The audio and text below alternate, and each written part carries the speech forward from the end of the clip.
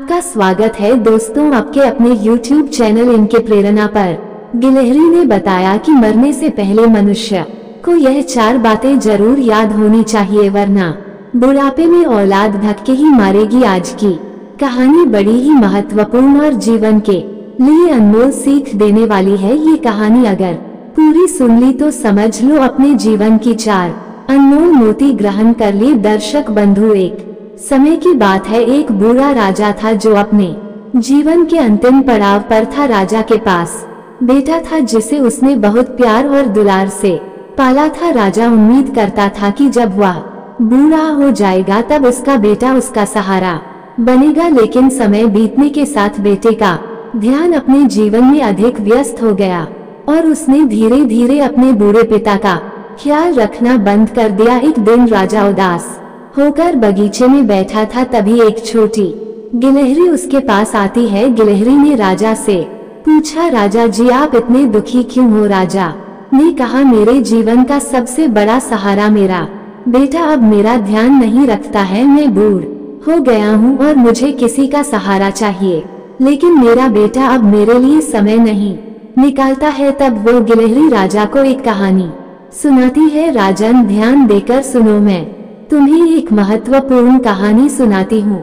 इस कहानी से जरूर तुम्हें कुछ सीखने को मिलेगा। एक पिता के लिए सबसे बड़ी खुशी तब होती है जब उसका बेटा या बेटी स्कूल या कॉलेज में अच्छे नंबरों से पास होकर आता है, या वह अपने टैलेंट से देश, गांव या शहर को गौरवान्वित करता है। उस दिन पिता का सर फक्र से ऊंचा उठ जाता है। उस दिन माँ बाप को ऐसा लगता है जैसे उन्होंने आज सबसे बड़ी दौलत प्राप्त कर ली हो। जिंदगी में ऐसा अवसर किसी किसी को ही मिलते हैं जब बेटे की कामयाबी पर पिता स्वयं को बहुत बड़ा सौभाग्यशाली समझता है। यही हुआ था आज रतन लाल जी के साथ। रतन लाल जी सुबोध पिता थे। सुबोध उनका इकलौता बेटा था जिसने यूनिवर्सिटी में आज टॉप किया था। रतन लाल जी आज बहुत खुश नजर आ रहे थे, और खुश क्यों ना हो, बेटे ने टॉप जो किया था। ऐसे मौके तो किसी किसी को ही तो मिलते हैं। रतन लाल जी की रिश्तेदारी से, यार दोस्तों से बधाई के लगातार फोन आ रहे थे। सुबह से अभी तक रतन लाल फोन पर ही चिपके थे। अभी वो फोन पर बात ही कर रहे थे, तभी उनका बेटा सुबोध घर में होता है। अच्छा मिश्रा जी, मैं फोन रखता हूँ, फिर बात करूँगा। इतना कहकर रतन लाल जी ने फोन रख दिया और अपने बेटे को झट से गले लगा लिया। बेटा तूने तो मेरा सर गर्व से ऊंचा कर दिया है। सुबह से बधाई देने वालों के फोन पर फोन आए जा रहे हैं। एक पिता और बेटे का मिलन और पिता की आंखों में बेटे के लिए बरसता प्यार। ये दृश्य सामने खड़ी सुबोध की माँ देखकर मोहित हुए जा रही थी। माँ भी खुशी से अपने आंसू नहीं रोक पा रही थी। वो भी अपने लाडले लाल को गले लगाकर अपना प्यार बरसा देना चाहती थी। दोनों माता पिता कुछ कह पाते इतने में सुबोध कहने लगा, माँ और बाबू जी मुझे आपसे कुछ जरूरी बात करनी थी। माता पिता ने सोचा पता नहीं बेटा कौन सी बात कहेगा। वे दोनों खुशी से बोल पड़ी, हाँ बेटा बोलो क्या बात है। तब सुबोध कहता है और उसके माता पिता उसकी बातों को बड़े गौर से सुनने लग। सुबोध कहता है, पिताजी आपको तो पता ही है कि आज के समय में कोई अच्छी नौकरी मिलना कितना मुश्किल काम है। रतन लाल कहते हैं, हाँ बेटा तुम बिल्कुल ठीक कहते हो, परंतु तुम्हें चिंता करने की क्या जरूरत है। अभी तो तुम्हारी पढ़ाई खत्म हुई है, थोड़ा इंतजार करोगे तो अच्छी नौकरी भी मिल जाएगी। अभी तो मैं हूँ कमाने वाला और घर का सारा खर्च उठाने वाला। चिंता मत करो बेटा, काबिल लोगों को भला कहाँ नौकरी की कमी है। तब सुबोध अपने पिता की बात काटते हुए कहता है, नहीं नहीं पिताजी, मैं कुछ और कह रहा था।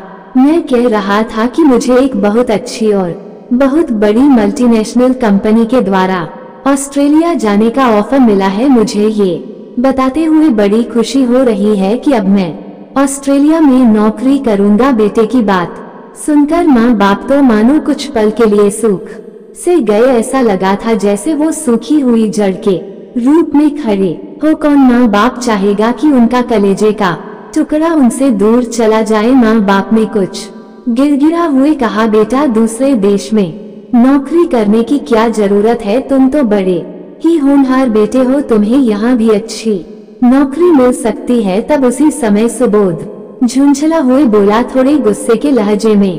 कहता है, माँ और बाबूजी, मैं बस इसीलिए तो आपको ये बात बताने से डर रहा था। मुझे पता था आप लोग यही नाटक शुरू कर दोगे। आप लोग जानते कि बहुत पहले से ही मेरा विदेश में नौकरी करने का सपना था और आज ये सपना हकीकत में बदलने जा रहा है। तो मैं यह मौका कैसे गवा दूं? यह मेरे लिए किसी सपने के सच होने जैसा है और तुम चाहते हो कि मैं यही गांव की चार दीवारी में कैद होकर रह जाऊं, मैं अपने सारे सपनों को खत्म कर दूं। सुबोध की बातें सुनकर उसके माता पिता दोनों की आंखों में अजीब सा दुख उभर आता है। उन्हें लगा मानो वक्त थम सा गया हो। वो दोनों खामोश रहकर एक दूसरे को देखने लगते हैं, जबकि सुबोध अपनी बात कहकर अपने कमरे में चला जाता है।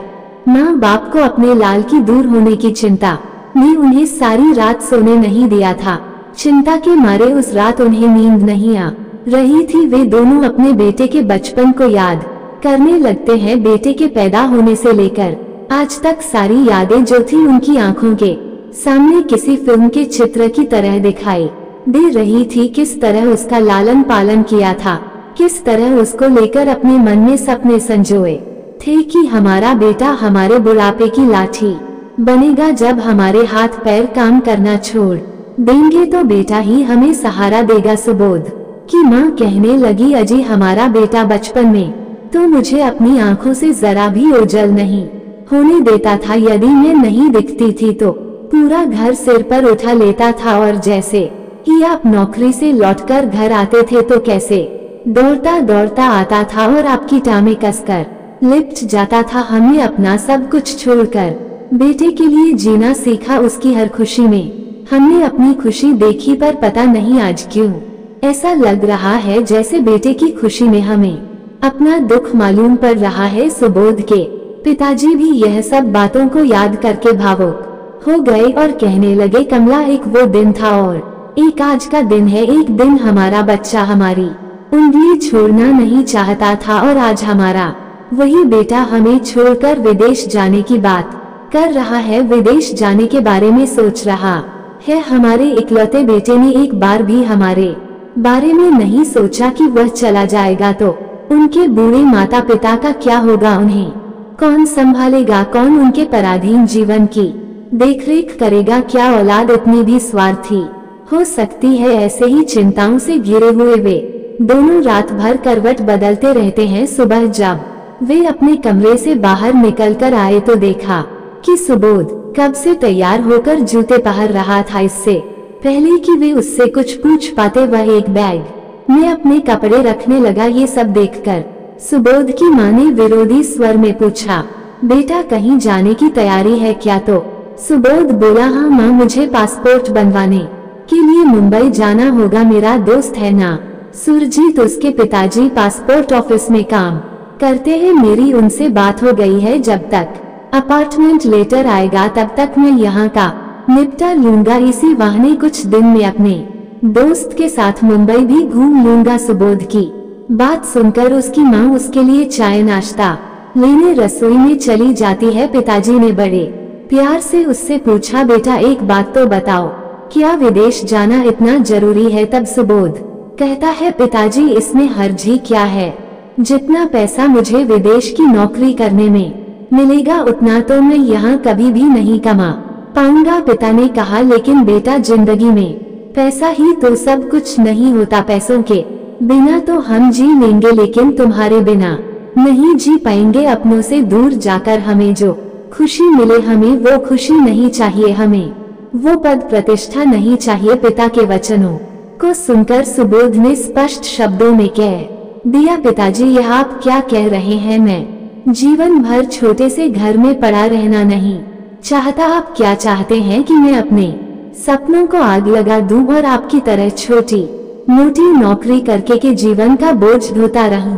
ऐसा हरगिज नहीं होगा। इतना कहकर बिना नाश्ता किए ही वो अपना बैग उठाकर चल देता है और रतनलाल अपने पुत्र की बातें सुनकर जैसे पत्थर बने खड़े उसे देखते रह गए। कुछ घंटे के सफर को तय करके जब सुबोध मुंबई पहुंचा तो उसका मित्र सुरजीत उसके इंतजार में वहां पहले से ही मौजूद था। दोनों दोस्त एक दूसरे से मिलकर बहुत खुश होते हैं। सुरजीत उसे कार में बैठाकर अपने घर ले जाता है। दोस्त का घर एक ऐसे इलाके में था जो कि काफी बड़ा था, जिसमें वह अपने माता पिता और भाई भाभी के साथ रहता था। सुरजीत ने अपने दोस्त सुबोध का परिचय अपने घर वालों से करवाया।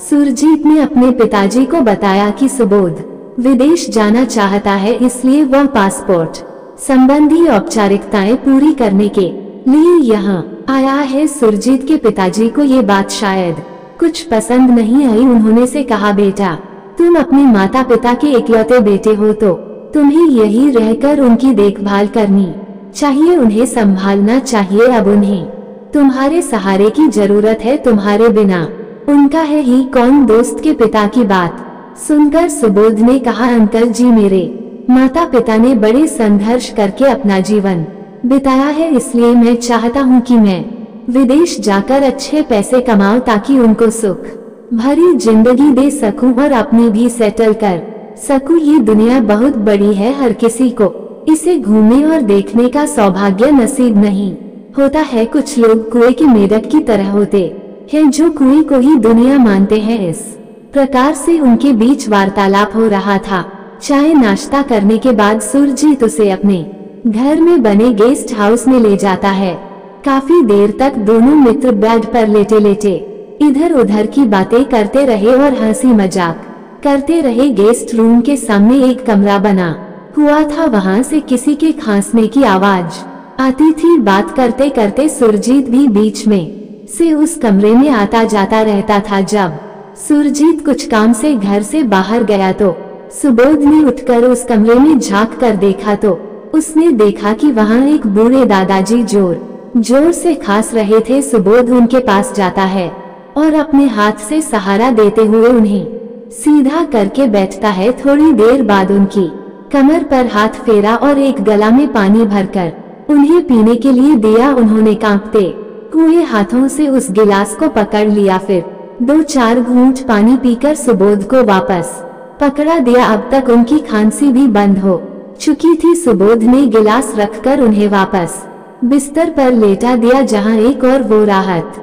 महसूस कर रहे तो दूसरी ओर सुबोध उन्हें प्रसन्न भरी नजर से देखते जा रहा था। दादाजी ने इशारों से पूछना चाहा कि बेटा तुम कौन हो। सुबोध ने कहा, दादाजी मैं सुरजीत का दोस्त हूँ और यहाँ मुंबई में पासपोर्ट बनवाने के लिए आया हूँ, विदेश में नौकरी लग गई है। ये सुनकर दादाजी ने धीरे से कांपते हुए हाथ उसके सर पर रखा और उसे आशीर्वाद देने लगे। सुबोध को उनकी हालत देखकर काफी अफसोस हो रहा था। वह थोड़ी देर तक उनके पास रखी कुर्सी पर बैठा रहा। थोड़ी देर में सुरजीत के पिता अंदर आते हैं और सुबोध का हालचाल जानने लगे और दादाजी को दवाई देते हुए कहने लगी, आप कैसे हैं पिताजी? खांसी में कुछ आराम आया? तो बूढ़े दादाजी आई ने हमें सिर हिला दिया। सुबोध ये सब देखता रहा और अगले दिन सुरजीत के साथ पासपोर्ट बनवाने के लिए घर से निकलता है। दोपहर को दोनों ने रेस्टोरेंट में खाना खाया, फिर घर लौटे तो देखा कि सुरजीत का पूरा परिवार दादाजी के कमरे में इकट्ठा था। सुरजीत के माता पिता पास में पड़ी चारपाई पर बैठे थे।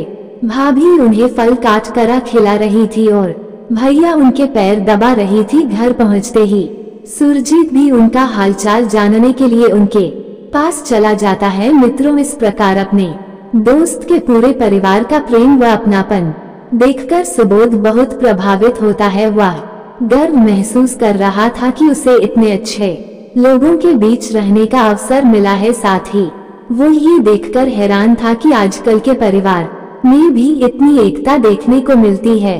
दादाजी की सेवा में सभी लोग चारों तरफ से उन्हें घेर कर बैठे थे। कितना लगाव था उनका, उन्हें अपने दादाजी से बहुत प्रेम था।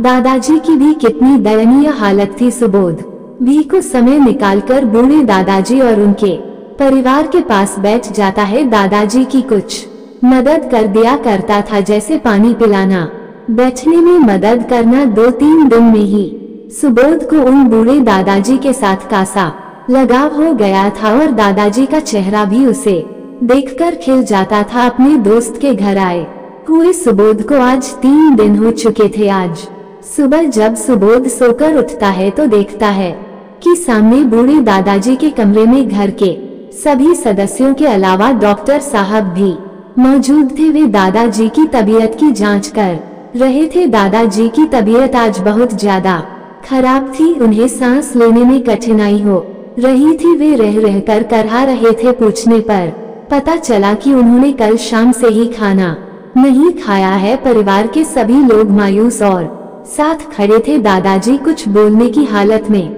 नहीं थी, लेकिन उनकी आंखों में सबके लिए स्नेह साफ साफ नजर आ रहा था। ऐसी हालत में भी दादाजी के चेहरे पर संतुष्टि के भाव थे। तभी सुरजीत के पिताजी उनके पास जाकर बैठ जाते हैं और आंखों में आंसू भरकर बूढ़े पिता की ओर देखने लगते हैं। सुरजीत के पिताजी उनसे कहते हैं, पिताजी उदय प्रताप को फोन लगाऊं क्या? उदय प्रताप का नाम सुनते ही दादाजी की आंखें आंसुओं से डबडबा जाती है। उनके चेहरे पर जो शांति थी वह भंग हो जाती है। वे लाचार होकर थोड़ी देर तक कमरे की छत को निहारते रहे और फिर बिना कुछ कहे अपनी गर्दन को नामे हिला देते हैं और फिर अपनी आंखों को बंद कर लेते हैं। अब तो मित्रों उनके आंसू निकलकर तकिए को भिगोने लगी। दिन भर सभी लोग उनकी सेवा टहल में लगे रहते हैं, लेकिन सुबोध को रह रह कर मन में एक ही विचार आ रहा था कि आखिर ये उदय प्रताप कौन है जिसका जिक्र सुरजीत के पिताजी कर रहे थे। ये प्रश्न उसे बार बार विचारों के दलदल में धकेल रहा था। आखिर अंकल किसके बारे में बात कर रहे थे और क्यों? उनकी बात सुनकर दादाजी इतने भावुक हो गए, उनकी आंखों से आंसू धारा बहने लगी, जिसका नाम सुनकर वे रोने लगे। फिर भी उनसे मिलना नहीं चाहते थे। आखिर क्यों? मित्रों, शाम को जब सुरजीत उससे मिलने आता है तो सुबोध अपने आप को रोक नहीं पाता है और वो इस सवाल का जवाब अपने दोस्त सुरजीत से जानना चाहता है। तो सुरजीत ने उसे बताया कि उदय प्रताप इन दादाजी का इकलौता बेटा है। ये सुनकर सुबोध बहुत चक्का रह जाता है और फिर उसने बेचैनी और उत्सुकता भरे स्वर में पूछा, तो अंकल आपके क्या लगते हैं? फिर सुरजीत ने बताया कि हम लोगों का इनसे सिर्फ इंसानियत का ही रिश्ता है, लेकिन कुछ न होते हुए भी ये हमारे लिए बहुत कुछ है। दादाजी मेरे पिताजी के अध्यापक हुआ करते थे, बड़े ही मृदभाषी व्यक्ति थे और उस समय के सर्वश्रेष्ठ शिक्षक के रूप में प्रसिद्ध थे। मेरे पिताजी का मानना है कि आज वह जो कुछ भी है केवल उनके कारण है। पढ़ाई की फीस भरने के लिए भी मेरे पिताजी के पास पैसे नहीं होते थे। मेरे पिताजी के पास, लेकिन उन्होंने बिना 1 रुपया लिए उन्हें पढ़ाया और न केवल पढ़ाया बल्कि पढ़ने में उनकी रुचि जगाई। दोनों दोस्तों की बातें सुनकर सुरजीत के पिताजी भी वहां आ जाते हैं और सुबोध से कहने लगे, बेटा ये दुनिया बहुत खराब है। यहाँ सब रिश्ते मतलब के ही होते हैं। जब तक मतलब होता है इंसान की अहमियत समझी जाती है, जब मतलब खत्म हो जाता है तो रिश्ते भी खत्म हो जाते हैं। हैरानी की बात यह है कि इन्हें इनके बेटे ने ही छोड़ दिया है। वो बेटा जो इन्हें भगवान से बहुत मनते मांगने के बाद मिला था, बहुत वर्षों का इंतजार करने के बाद मिला था, जिसकी सुख सुविधाओं का ध्यान रखते हुए इन्होंने कभी किसी बात की कमी नहीं छोड़ी थी। वो औलाद जिसे पाल पोस करा बड़ा करके कामयाब बनाने के लिए इन्होंने अपना सब कुछ न्यौछावर कर दिया। उसे इतना पढ़ाया कि वो अमेरिका में आज एक बहुत बड़ी कंपनी में ऊंचे पद पर नौकरी कर रहा है। उसने तो वहां जाकर अमेरिका की एक लड़की से शादी कर ली और वहीं पर घर बसाकर आराम से रह रहा है। पुश्तैनी मकान तो उसने पहले ही बेच दिया था और अपने पिता को और अपने माता पिता को किराए के मकान में छोड़कर चला गया था। उसकी माँ ये सदमा ज्यादा दिनों तक बर्दाश्त नहीं कर सकी। 3 वर्ष पहले ही उनका देहांत हो चुका है, लेकिन बूढ़े पिता अपनी पत्नी के देहांत के बाद बिल्कुल अकेले पड़ गए और एक दिन मेरे पास पासपोर्ट ऑफिस में आकर मेरे पैरों में गिर जाते हैं और मुझसे विनती करने लगे कि मैं उनका पासपोर्ट बनवा कर दे दूं ताकि वह अपने बेटे के पास विदेश जा सके। अपने आदरणीय शिक्षा गुरु को अपने पैरों में देखकर मेरी जो हालत हुई थी मैं उसे बयां नहीं कर सकता। मैंने उन्हें उठाकर संभाला उन्हें चाय नाश्ता दिया और उनके बेटे को फोन लगाया। उनके बेटे ने फोन उठाया, लेकिन वो ये कहकर बात को उसने टाल दिया कि कुछ समय बाद में अपने पिताजी को बुला लाऊंगा, और वो आज तक नहीं आया है। ये बेचारे बुढ़ापे की हालत में कहा जाती यहाँ इनका कोई तो नहीं बचा है। एक बेटा ही था जो विदेश में अपनी दुनिया में मगन है, किसके पास जाती, कौन इनकी देखरेख करता। मेरे गुरु थे और मैं भला अपने गुरु को इस हालत में कैसे देख सकता था, जिन्होंने मुझे इस लायक बनाया। शिक्षक भी एक पिता होता है, बल्कि यूं कहे कि पिता से बढ़कर होता है। तब से मैंने इन्हें अकेला नहीं छोड़ा है और इस घर में लाकर मैं इनकी देखरेख करता हूँ, और मेरे बच्चों को भी दादाजी का प्यार मिल रहा है और उन्हें भी परिवार मिल गया है। तब से मैं इन्हें पिताजी कहकर ही बुलाता हूँ। बुढ़ापे में जब कोई अपना नहीं होता है तो वही अपना होता है जो अपने साथ होता है। सुरजीत के पिता की बात सुनकर सुबोध अचंभित हो जाता है। दुनिया के निर्दय पुत्र का परिचय पाकर उसका हृदय अंदर तक परेशानी के दलदल में धंस जा रहा था। अभी वे दोनों बातचीत कर रहे थे कि दादाजी के कमरे से कराने की आवाज तेज होने लगी।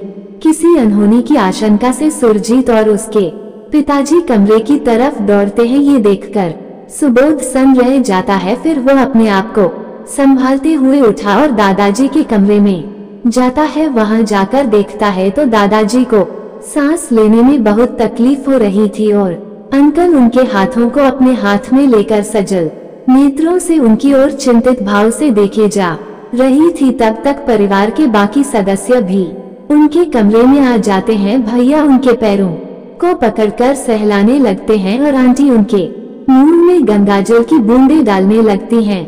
वे चाहकर भी अपनी आंखें खोल नहीं पा रहे थे। उन्होंने बहुत मुश्किल से अपने दोनों हाथ जोड़कर कमरे में मौजूद सभी लोगों की तरफ लाचारी से देखा और उसके बाद उनके हाथ ढीले हो गए और उनकी गर्दन एक तरफ को लुढ़क गई। अपने सभी शारीरिक और मानसिक दुखों से मुक्त होकर वे इस हृदय दुनिया से हमेशा हमेशा के लिए रुखसत हो गए। उनके पार्थिव शरीर को अंतिम विदाई देने की तैयारी की जाने लगी और पूरी सजावट के साथ उनके मृत शरीर को शमशान लेकर जाने लगे।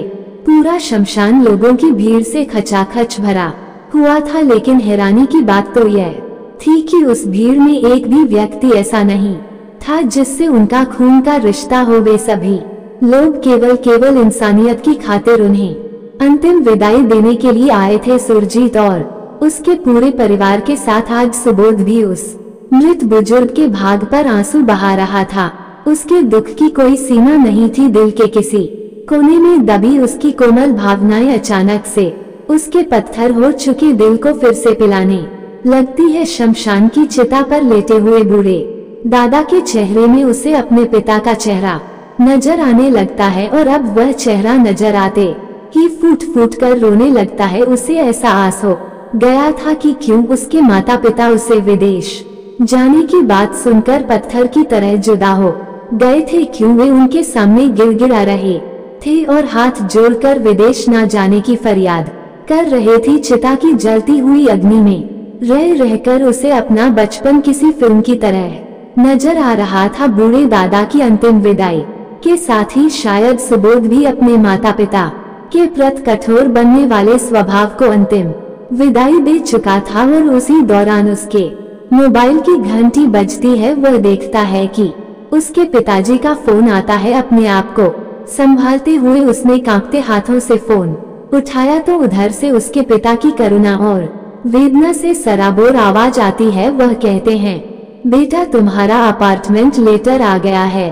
अपने पिता के मुख से यह बात सुनते ही वह जोर जोर से रोने लगता है। शायद यह एक वाक्य सुनने की ही देर थी, वो कुछ नहीं बोल पाया।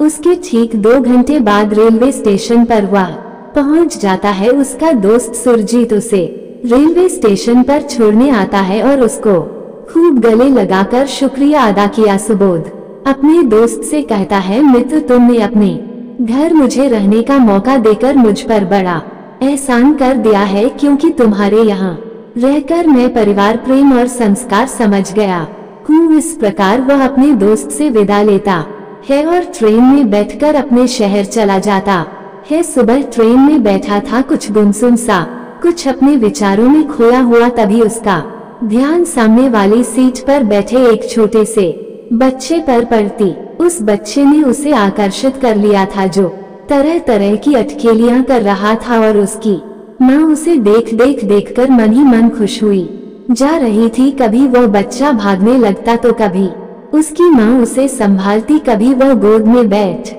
जाता तो कभी गोद से उतरता। कुछ घंटों के सफर में उसने देखा कि उसकी माँ ने एक पल भी अपना ध्यान अपने बच्चे पर से नहीं हटाया था। ये सब देखकर सुबोध को अपनी माँ का निस्वार्थ प्रेम याद आ गया था। शायद उसकी माँ ने भी उसके साथ ऐसा ही प्रेम किया होगा। अब सुबोध अपने भविष्य का फैसला ले चुका था, और वो फैसला लेकर अपने हृदय पर रखे हुए भार को जैसे उसने उतार फेंका हो। खिड़की से बाहर झांकते हुए उसके चेहरे पर पड़ने वाली तेज हवाओं के थपेड़े उसके फैसले से ऐसा लग रहा था जैसे खुश हो और उसकी सराहना कर रही हूँ। उसके साथ ही उसके दिल में अपने माता पिता के प्रति प्रेम प्रबल होता जा रहा था। वह इस जीवन का अर्थ तथा मूल्यों को भी अधिक गहराई से महसूस कर रहा था। कुछ देर बाद जब सुबोध अपने घर के बाहर तक पहुंचा तो वहां खड़ी होकर कभी गली को निहार रहा था तो कभी अपने घर को बड़ी गौर से देखने लगता है। जब उसने दरवाजे की घंटी बजाई तो अगले ही पल दरवाजा खुलता है। दरवाजे पर उसकी माँ और पिताजी खड़े थे, परंतु सुबोध ने जैसे ही उनकी तरफ देखा तो उसे एहसास हुआ कि उसके माता पिता 4 दिन में ही चिंता के कारण सूखकर लगभग आधे हो गए थे। उनकी बूढ़ी आंखों में उदासी स्पष्ट नजर आ रही थी। उनकी ऐसी हालत देखकर उनका कलेजा मुंह को आ जाता है। अचानक उसका बैग हाथ से छूटकर नीचे गिर जाता है और वो अपनी माँ और पिताजी से लिपटकर फूट कर रोने लगता है। लेकिन उसकी माँ और पिताजी यह समझ नहीं पा रहे थे कि आखिर सुबोध को क्या हो गया है। फिर उसके पिताजी उसके आंसुओं को पूछते हुए अपनी जेब से एक अपॉइंटमेंट लेटर निकालते हैं। सुबोध ने जब उस अपॉइंटमेंट लेटर को हाथ में लिया तो वो लेटर गीला था। सुबोध को समझते देर नहीं लगी थी कि यह लेटर किसी और वजह से नहीं बल्कि उसके माता पिता के आंसुओं के कारण भीगा है। उसने तुरंत उस पत्र के टुकड़े टुकड़े कर दिए और फिर प्रेम और मिश्रित स्वर में बोला, माँ पिताजी मैं आप दोनों को छोड़कर अब कहीं नहीं जाऊंगा। और फिर से उनके गले लग जाता है। आज उस घर में प्यार और खुशी के आंसुओं का सैला आ चुका था। वो परिवार आज सही मायने में परिवार बन चुका था और जमीन पर पड़े उस अपार्टमेंट लेटर के टुकड़े इस बात की गवाही दे रहे थे कि अपनों के प्रेम से बढ़कर दुनिया में ना तो कोई दौलत हो सकती है ना कोई सुख हो सकता। प्रेम में लोग रूखा सूखा खाकर भी स्वर्ग के सुख का अनुभव कर लेते हैं। प्रेम और परिवार से अलग होकर स्वर्ग भी मिले तो भी नरक सा लगता है। अब मैं आपको समझाने जा रहा हूँ उन 4 बातों को जो हर आदमी को मरने से पहले जरूर याद होनी चाहिए। तो आइए इन 4 बातों को विस्तार से समझते हैं। वो गिलहरी राजा से कहती है, राजन वो 4 बातें ये है। पहली बात है परिवार और मित्रों का महत्व। परिवार और दोस्त जीवन के सबसे अहम रिश्ते होते हैं। जब हम कठिनाइयों का सामना करते हैं या खुशियों का जश्न मनाते हैं तो यही लोग हमारे साथ होते हैं। अपने रिश्तों को संजोना, उनके प्रति प्रेम और समर्थन देना जीवन के अंतिम क्षणों में संतोष और शांति का अनुभव कराता है। नंबर 2, सपने और लक्ष्य। हर व्यक्ति के जीवन में कुछ सपने और कुछ लक्ष्य होते हैं। ये हमारे लिए दिशा निर्धारित करते हैं। जब हम अपने लक्ष्य को पूरा करने की कोशिश करते हैं तो हम आत्म संतोष और प्रेरणा पाते हैं। अगर हम अपनी आकांक्षाओं के प्रति ईमानदार रहते हैं तो अंत में हमें अपने प्रयासों पर गर्व महसूस होता है। अपने सपनों को उतनी उड़ान दो कि दूसरों की भावनाएं आहत ना हो पाए और किसी का जीवन नष्ट ना हो पाए। आपके सपनों से किसी का हंसता खेलता परिवार ना उजड़ जाए। आपके सपने किसी की खुशियां ना छीन ले। आपके ऊंचे सपने आपको पतित ना बना दे। नंबर 3, अनुभव और ज्ञान। जीवन में जो अनुभव हम प्राप्त करते हैं वे हमें समझदार बनाते हैं। यह अनुभव ना केवल हमारे लिए महत्वपूर्ण होते हैं, दूसरों के लिए भी प्रेरणा का स्रोत बन सकते हैं। अपने अनुभवों को साझा करना और दूसरों की मदद करना हमें एक अच्छा इंसान बनाता है। अच्छे इंसान कहीं से बनकर नहीं आते, मनुष्य के वो कर्म उसे अच्छा बना देते हैं। जिन कर्मों को देखकर सुनकर दूसरों पर प्रभाव पड़ता है और वह सोचने पर मजबूर हो जाते हैं। नंबर 4, अच्छे कर्मों का महत्व जीवन में बहुत बड़ा होता है। जब हम दूसरों की मदद करते या समाज के लिए कुछ सकारात्मक करते हैं तो ये न केवल हमें खुशी देता है बल्कि हमारी पहचान भी कराता है। जीवन के अंत में यह अच्छे कार्य ही हमारे लिए एक स्थायी विरासत छोड़ते हैं। अच्छा धन कमाना अच्छे कर्म की श्रेणी में नहीं आते, अच्छे रिश्ते निभाना अच्छे कर्म की श्रेणी में आते हैं। मित्रों, इन सभी बातों का ध्यान रखकर हम एक पूर्ण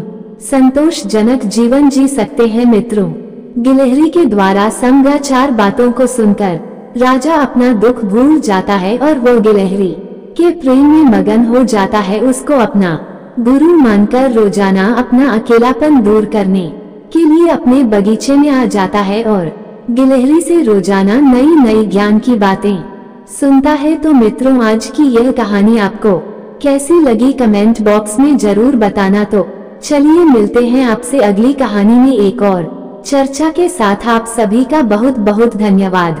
जय श्री कृष्ण।